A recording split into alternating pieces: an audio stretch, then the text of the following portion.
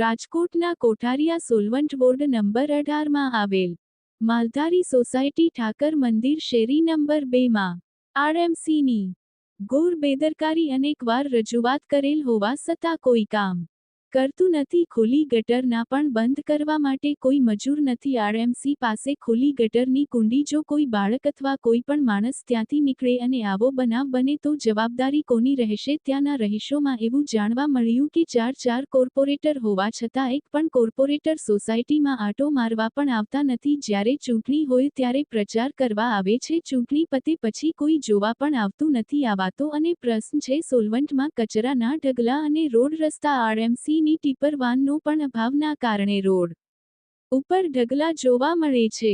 અહેવાલ ચેતન સોલંકી સાથે સંજય ભોજાણી, રાજકોટ।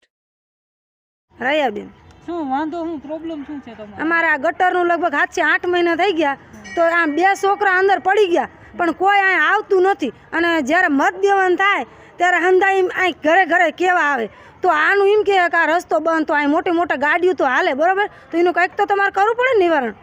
એટલે તમે ગટર વાળાને કોઈને જાણ કરેલી? અમે 500 વખત કીધું પણ કોઈ શીખણી લેતું નથી। અમારામાં ના આવે એમ, અમારામાં ન આવે એમ, તો કોણ કારણે ન આવે એનો કંઈક મતલબ તો કયો। मेरा गीता पांडे। क्या प्रॉब्लम क्या है इधर? गटर 7 महीने हो गए खुला हुआ है। मेरा लड़का इसमें गिर गया और उसका ये पूरा एकदम से छोला गया है। और उसके बाद में जब बोलो गटर ढकने का तो बोलते हैं मेरे में नहीं आता है, ये मेरे में नहीं आता है, मैं नहीं ढकूंगा। ऐसी प्रॉब्लम है। आज 7 महीने से नहीं खुला हुआ है। मेरा लड़का गिरा है इसमें। एक जहरात पड़ू છે। આ માસીના ઘરના સામને રાજુ જોગરાણા। શું પ્રોબ્લેમ શું છે અત્યારે? પ્રોબ્લેમ એ છે કે આપણે અવારનવાર આરએમસીમાં રજૂઆત પણ કરેલી છે અને આમાં નાના નાના છોકરા શેરીમાં રમતા હોય, અવારનવાર આપણે અહીંયા જાણ કરેલી પણ કોઈ પણ જાતનું અહીંયા કોઈ ધ્યાન દેતું નથી।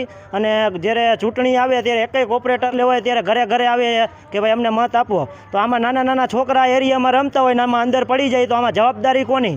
કેમ કે આરએમસીમાં આની પહેલાં જાણ કરેલી છે તો એમ કે અમારામાં આવતું નથી, તો આ લોકોની ઘોડ બેદરકારી છે। તો આનામાં કાંઈક એક્શન લેવામાં આવે, કેમ કે આમાં કાલ સવારે એક છોકરું નાનું પડી જાય તો જવાબદારી કોણ લેશે? મારું એ જ કહેવાનું છે કે 2-3 દિનની અંદરમાં આ પ્રોબ્લેમ જે છે સોલ્વ કરી દે। નહીં કરવામાં આવે તો આની માટે જે કાંઈ આગળ કરવાનું થશે